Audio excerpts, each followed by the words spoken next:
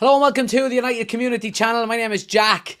Breaking news, we've all heard it, haven't we? Apologies for being late. I was actually in the car when the news broke, but as you can see on the screen, Erik ten Hag has been sacked by Manchester United. He is no longer the Manchester United manager. And are any of us surprised, to be quite honest with you? It's not a big surprise, in my opinion. But we're going to dive straight into it, guys. And I want to get your opinions more than anything else. So make sure you're getting your comments into the live chat as well. Do smash a like on the video if you haven't done so already, guys. And subscribe to the channel if you are new to our YouTube channel. We're live on TikTok as well. So anybody over there, do smash the like button. Hit the follow button if you're new. Huge breaking news, guys. And look, these videos don't come around too often, but a little bit too regular from Manchester United's perspective, which is disappointing. But again, I don't think anybody can be overly shocked that this has happened, to be quite honest with you. There can't be any excuses, really, can't there not? Man United currently sitting 21st in the Europa League table and 14th in the Premier League table. It's just simply not good enough. But Man United made a statement today. The report was initially suggested by Fabrizio Romano, saying there could be, a change of manager at Manchester United very soon. And it was followed up literally a minute or two later by the exclusive from David Ornstein saying that Erik ten Hag had been sacked. Manchester United were quick then to get out their own official statement, and they've done so on their website, and we'll go down through it here. It says, Erik ten Hag has left his role as Manchester United men's first-team manager. Erik was appointed in April 2022 and led the club to 2 domestic trophies, winning the Carabao Cup in 2023 and the FA Cup in 2024. We are grateful to Erik for everything he has done during his time with us and wish him well for the future. Ruud van Nistelrooy will take charge of the team as interim head coach, supported by the current coaching team, whilst a permanent head coach is recruited. Now, number of things to kind of divulge there, and that, I mean, first and foremost is, we all know that Ruud van Nistelrooy is going to be taken over as interim manager, and I would say first and foremost, more than anything else, as much as I love Ruud van Nistelrooy, as a player of Manchester United, I don't think he can be the next Man United manager on a permanent basis. I think Ineos are buying themselves a little bit of time here, by appointing Ruud van Nistelrooy, but we've got to get a permanent manager in as quickly as possible. We will be doing another live tonight at 9 o'clock in our usual 9 o'clock show, and we'll be going into this in more depth about who we could potentially have as a replacement. But yeah, I mean, Ineos do need to get this right, to be quite honest with you. We know that, the whole interim manager role doesn't really work at United, and I don't think Ineos will be foolish enough to go that route. I honestly don't. We've seen what happened with Solskjaer. He had a really good run. They gave him a 3-year deal, and almost instantly performances started to fall off. You know what I mean? So look, there has been a lot of reports in the media, as to be expected, about who could potentially take over. Again, I'd like to know what you guys think. Who would you like to have as interim manager, obviously, or as the next permanent manager? Xavi's name is there. Almiron of Sporting Lisbon. The Dortmund manager's name is there as well. People talking about Emery from Aston Villa. Would you go and get him? Graham Potter, even, the dreaded Gareth Southgate has been mentioned as well. But yeah, and then a lot of people saying, is it a manager we need? Is it a coach we need? What do we need to get the fine balance? Do we need someone, with the stature that can take on the expectation of Manchester United and maybe get coaches in around them? That remains to be seen as well. But yeah, look, I mean, in relation to Erik ten Hag, I'm desperately disappointed that it didn't work out for him. I honestly am. And a lot of the negativity coming, his way from the online fan base, I think, is downright disrespectful. I think maybe at another time he would potentially have been successful at United. A lot of issues going on there while he was manager, obviously with the takeover, change of ownership, a lot of issues like Ronaldo, Jadon Sancho, Mason Greenwood, so on and so forth. But ultimately, the results weren't good enough on the pitch, and I think Ineos are probably want to get away from the whole cup team mentality as quickly as they possibly can. We had, two very successful tournaments in the Carabao Cup in his first season and the FA Cup then in his second season. And, he has to be commended for that. And we do thank him for that because, there were two absolutely fantastic days. But ultimately, you're judged on your league position. And it hasn't been good enough. He got us into the top four in his first season. And a lot of people will say, and it is probably valid, there was a lot of teams that weren't at full strength that season. You know what I mean? Liverpool weren't at full strength. Chelsea had that big, huge dip after Tuchel left. It was basically Man City and Arsenal, and we kind of stumbled our way into fourth in the end and barely got there. And we know what happened last season then. Last season was atrocious. And what happened since then is that we've actually got worse, you know what I mean, while making a load of signings, and any of the injuries that we did have last year are no longer there. So, it's damning in relation to Erik ten Hag. A couple of reports I wanted to bring to your attention as well, guys. This is coming from Mike Keegan in the Daily Mail. This is in relation to Ten Hag being sacked today. He says Erik ten Hag was summoned to a meeting at Carrington with Omar Barada and Dan Ashworth this morning, where he was informed that it was over. The meeting had been described as respectful and dignified. Ten Hag's conduct off the field remained decent to the end. And look, to be honest, I wouldn't expect anything less. I do think he has, if we get away from the negativity of the result on the pitch, there are some positives that Ten Hag is after bringing to Manchester United. The positives of the Erik ten Hag reign is I think he weeded out an awful lot of the deadwood within the Manchester United squad, and I also think he brought a bit of, what's the word I'm looking for? He brought a bit of,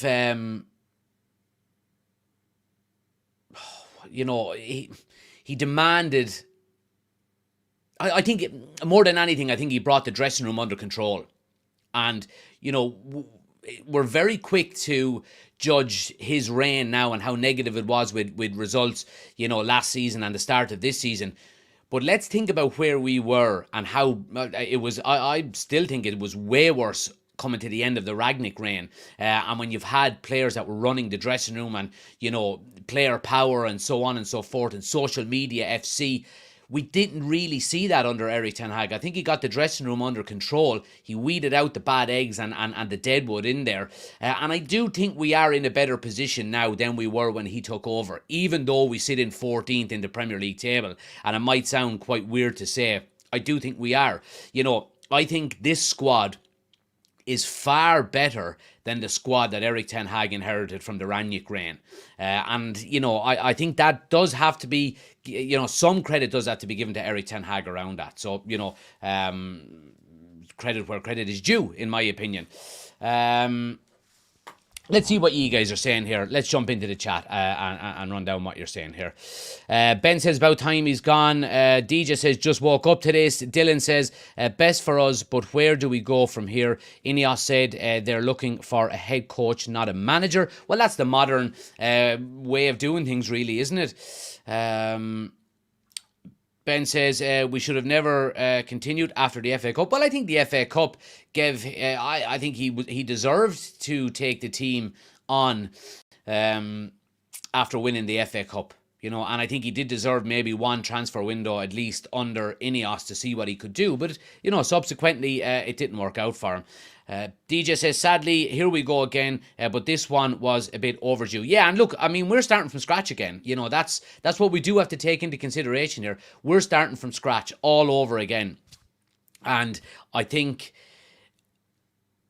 while it is a little bit downheartening, and disheartening that is the case, I go back to what I said a minute ago. I do think our squad is in a much better place than it was, when we sacked the last manager. So I think that can be, maybe a a shining light there. D says, no surprise here. Made my feelings quite known in the members Discord and other chats. You absolutely did. Laser said, afternoon Jack, I'm quite shocked by the news. Their meeting was only 2 weeks ago and they decided to stick with him, but I guess they couldn't take any more of the poor results, which is understandable. Yep, absolutely. He earned the sacking, says DJ. I think you're right. Yeah, I don't think there can be any complaints really. Mark says, if you could pick any manager, who would you pick? Again, I have to give this a little bit of thought, but initially, I like the manager for Sporting Lisbon. Is it Almiron? I like what I see there, but I don't think there is any real standout candidates. The standout candidate for me is, I think there was two. One was Tuchel, and he's gone, obviously, to England, and the other one is Nagelsmann, and he's, I think he's did he sign just a new deal with Bayern Munich or with the German national team? Yeah, so I mean, Ineos are going to have to get this right, because they've got a bit of grace from the United fans and from the fan base, because obviously Erik ten Hag wasn't their appointment. This next decision that they make, they've got to get it right. Ineos have got to get this next decision right, or else the pressure is going to come on them. And you can do all of the recruitment behind the scenes in terms of putting in, we went and got Ashworth from Newcastle. We went and got Barada from Man City. We went and got Wilcox from Southampton. All of these people behind the scenes. The most important appointment now for Ineos is going to be appointing the next manager of Manchester United. And if they don't get that right, then there is going to be pressure put on them, because this is their first managerial appointment. And that's understandable. So the pressure is on for them to get it right. I don't think they're going to be in any hurry to actually make an appointment. I think they're going to let Ruud van Nistelrooy have the next couple of weeks, I think, and, see what kind of options there are out there in terms of, getting a brand new manager in. But I don't think we'll see Ruud van Nistelrooy as interim manager until the end of the season. I think we will see a new manager in sooner rather than later, in my opinion. But yeah, let's see. Oshin says, thanks Erik for the memories. FA Cup in May in particular, but it just didn't work. Let's just get a permanent in there as quick as possible, and let's not get caught in nostalgia, please. Yeah, look, I mean, there have been some brilliant days under Erik ten Hag, it has to be said. Some of the standout ones, obviously the 2 cup finals, but some of the standout games, 2 of them I was actually at. The Barcelona one where we come back and win 2-1, and of course the Liverpool game, the 4-3 as well, are 2 standouts for me. There have been some great days. The Man City win in Old Trafford was fantastic. The Liverpool win in the league in his first season, the first win that he got, was another standout game. So there have been some good days under Ten Hag, but I think consistently over his reign, it just hasn't been good enough.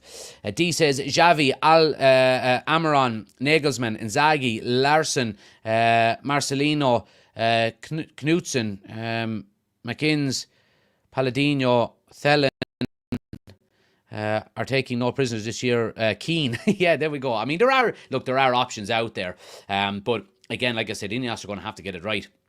Laser said, I have many support in Ruud, but I don't see him doing any different. This could be the last time with the club, depending on if the new manager brings in his own staff. Look, Ruud van Nistelrooy, as much as I love him, and as much of an icon of Manchester United that he is, he's had 1 year as a senior manager with PSG. That's it, and he's won a cup in that time. And a lot of the criticism is starting to fall at his feet as well about Man United not being able to score goals this season. So, and that is quite justified as well, in my opinion. So, I think, yeah,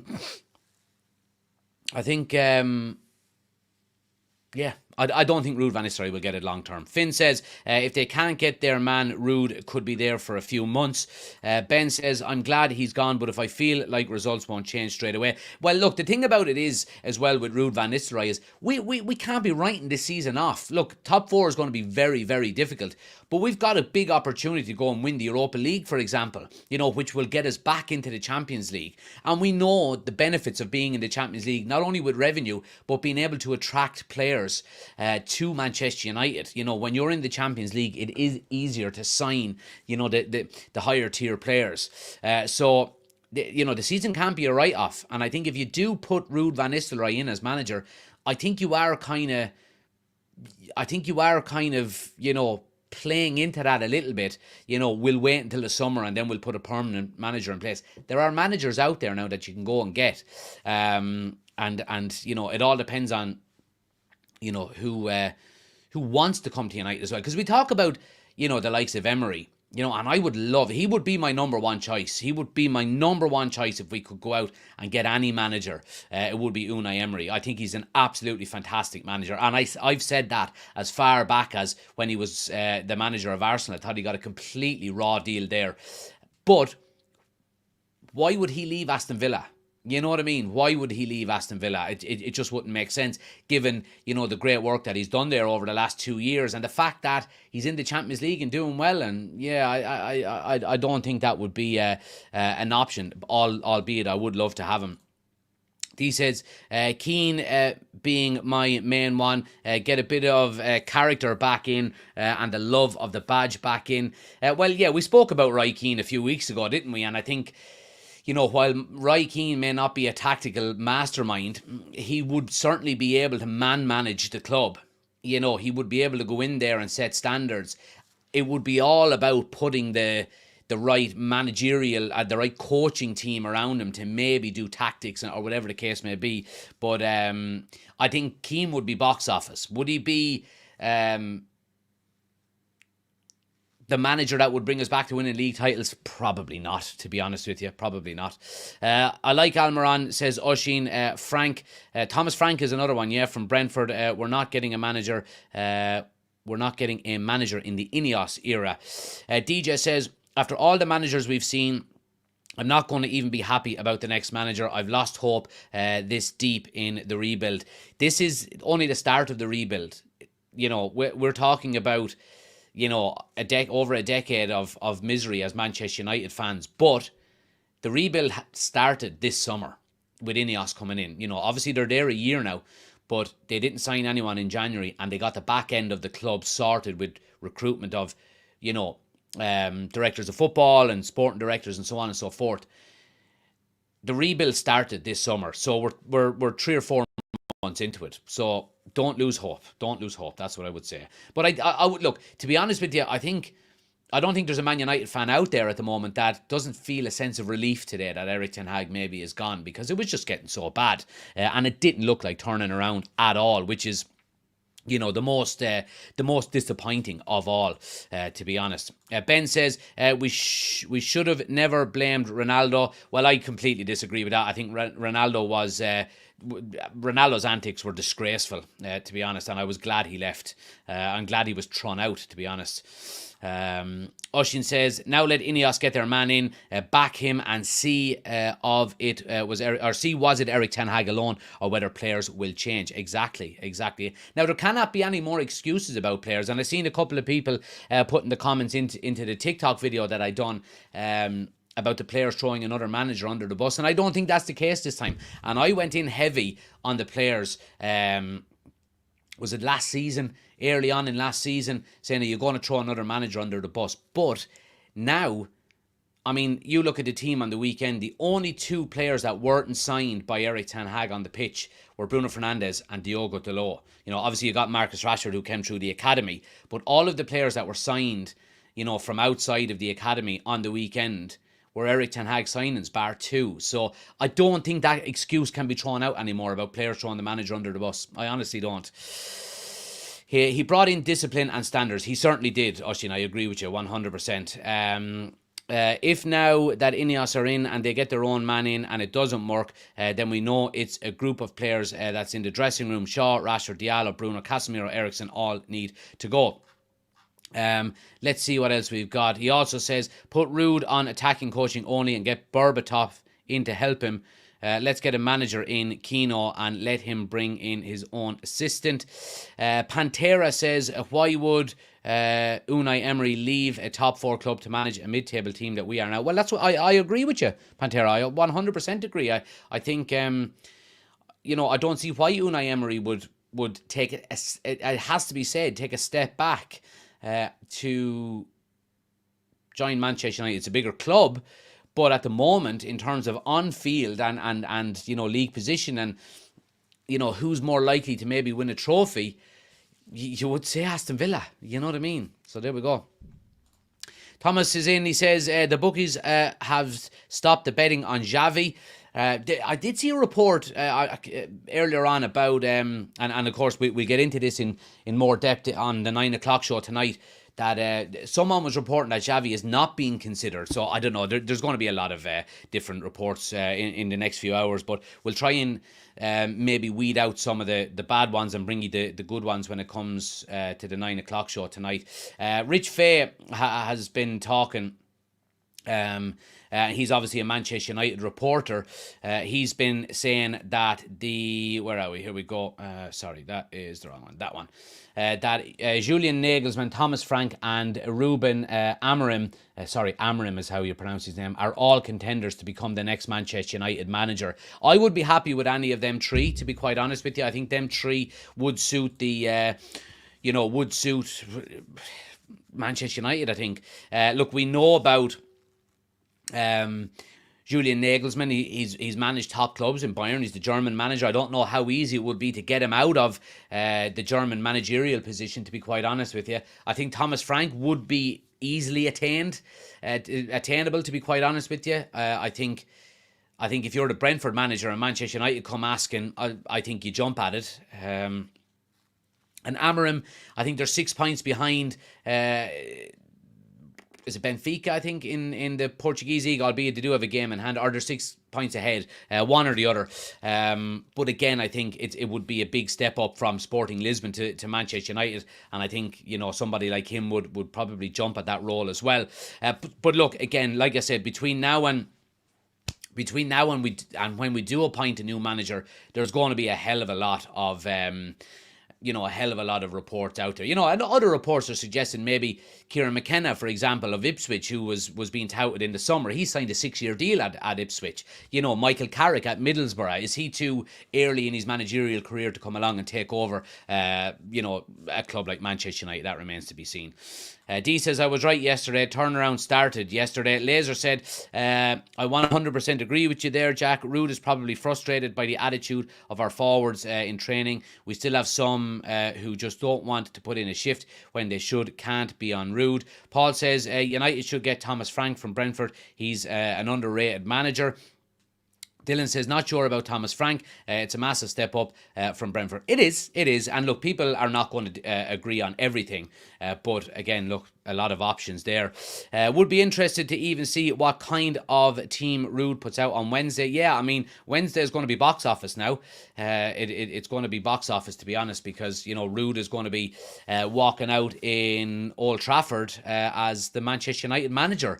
And, I'm sure he'll be getting a massive reception from the Stretford end and from the the whole fan base. And I actually had tickets to the game, but couldn't make it. So anybody who is looking for tickets, by the way, I've got 2 tickets to the game on Wednesday night. If anybody wants to buy them off me, by all means you can. You can just send me DM me on Instagram, and I'll forward them to you, obviously for face value. If you want, I obviously can't make it. So yeah, if anyone is interested in going to the Leicester City game on Wednesday night, 7:45 kickoff, DM me on Instagram. I've got 2 tickets. You've got to be an official Manchester United member. So you'd have to join as a Manchester United member, so I can transfer you the tickets. So yeah, if anyone wants them, DM me on Instagram, and I'll let them on to you. Arsenal for Life says, surprise Mark Robbins hasn't been mentioned. Dylan says they would hardly give Rude the full-time job. I don't think so. The crowd will be charged up for that game, says DJ. Absolutely. Laser says, my dream manager replacement is Nagelsmann. Then I would phone up Austria and get Rangnick for upstairs. That would be my wish list. I don't think we need Rangnick there now anymore, to be honest. I think we've got good people behind the scenes there, to be honest. Thanks everybody for the gifts on TikTok as well, guys. Tarenda, I appreciate it. And there was one other person there, James, as well. I do appreciate it, guys. What are you saying over on TikTok here? Let's go through some of your comments as well. I'd go all out for Unai Emery, says Keane. Michael says Nagelsmann is who I want. Anyone else out there would feel like a downgrade, in my opinion. Kieran McKenna is a good shout, says tactic, up Armagh. You couldn't give him away, says Joe. Yeah, maybe so. Maybe so. But yeah, I mean, look, people are saying Carrick, people are saying Xavi. Again, it's going to be a merry-go-round for the next, for the next few days or whenever it is until we announce a new manager. But yeah, I mean, look, all you can do is thank Erik ten Hag for the 2 trophies he won with us. I think he brought a little bit of stability to the club, I won't lie. I think he brought the dressing room under control and, weeded out a lot of the deadwood there. So for that, I am thankful and grateful for him. But ultimately, and rightly so, as Manchester United manager, you've got to be judged on your league standings and your league performances. And they just weren't good enough. It's as simple as that. Let's see. Derek says, should get Rooney in to help him for a few weeks. Well, Rooney already has a job. So Ben says, no matter what happens here, it's a write-off of a season. No, it's not, Ben. It's not a write-off of a season. That's my point here. And that's why I think we need to appoint a full-time manager, is because it's not a write-off. We can still go and win the Europa League. You know what I mean? We've got 4 games left in the Europa League that we should be going and winning. And, let's go out and try and win them all, qualify, and then, you get a new manager in. We've seen what Unai Emery done at Aston Villa. Literally transformed them overnight. Why can't that be the case at United? You know what I mean? And make a push for top 4. I think top 4 inevitably is gone, to be honest. But there are still competitions there to win. And winning the Europa League gets you back into the Champions League. You know what I mean? Desi says, Casemiro, Eriksen, Malacia, Mount, Maguire, Shaw, Anthony, off you go. No time for passengers. Thomas Frank would be a good option. Ineos taking no shite in their approach. I like it. Absolutely, Desi. And we said that, didn't we? At the end of the transfer window, a lot of people were saying we should have sold this guy, we should have sold that guy, so on and so forth.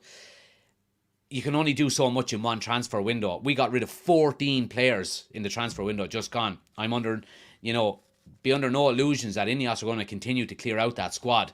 And I certainly agree with all of them names that you mentioned. They're probably going to be on the chopping block sooner rather than later. Dylan says, we need a manager who managed top clubs like Nagelsmann with Bayern, Xavi with Barca. Ben says, clearing the wage bill was a great success. Parry Booper says, too early to say it's a write-off. Absolutely. What position do we need in Europa to get into the next round? 24th. 24th. Anyone from 24 and above will qualify. And we're in 21st at the moment, I think. And we've got 3 winnable games coming up. PAOK is the next one next week. I'll be going to that. Then we've got Bode Glind. And then we've got Victor Pilsen or some team like that. So 9 points out of them games. We're through to the last 16. Or yeah, into the qualifying round. Yeah. Oshin says, top 4 will be tough. We need an attitude adjustment, but I think we can turn it around. I do think we can turn it around. You know what I mean? I think this season can be turned around quite easily. We've got a good squad in that Manchester United dressing room. We really do. And like we said before, Unai Emery went in to a good squad and overnight transformed them, from what Steven Gerrard was doing with them. Why can't that happen at Manchester United? We still have a Europa League to go out and qualify for and potentially try and win that will get us back into Champions League. I think top 4 is going to be a really hard struggle, but we shouldn't be writing that off either. And, get a manager in, give Ruud van Nistelrooy a week or 2 until you get whoever manager you want. And let's see, what we can salvage out of this season. This season is by no means over yet. With a new manager coming in, God only knows what can happen. And it can turn around overnight. Let's hope it does, because, we don't want to see another 6 or 7 months of absolutely dire results. That would be a nightmare. But this season is not over. So it isn't. But anyway, look, I'm going to leave it there, guys. I am going to be back tonight at 9 o'clock for our normal news show, so we will be getting into it in depth. And, any new reports that are coming out between now and then, we will certainly bring them to you. So make sure you're joining. Set your alarm or set your notifications if you're subscribed on TikTok, or if you're subscribed on YouTube, hit the bell notification underneath the video here. Hit all, and then you get notified as soon as we go live, so you don't miss out. Hit the subscribe button if you're new to the channel as well. Smash a like on the video, and if you're watching on TikTok as well, do hit that follow button and subscribe to the YouTube channel. The link is on my homepage. We'll be going live over there tonight at 9 o'clock. Thanks for watching, guys. Like I said, disappointing that Erik ten Hag is gone for a number of different reasons, but ultimately I think it's the right decision. I'll chat to you tonight. Have a good day, and I'll see you on the next one. Take it easy.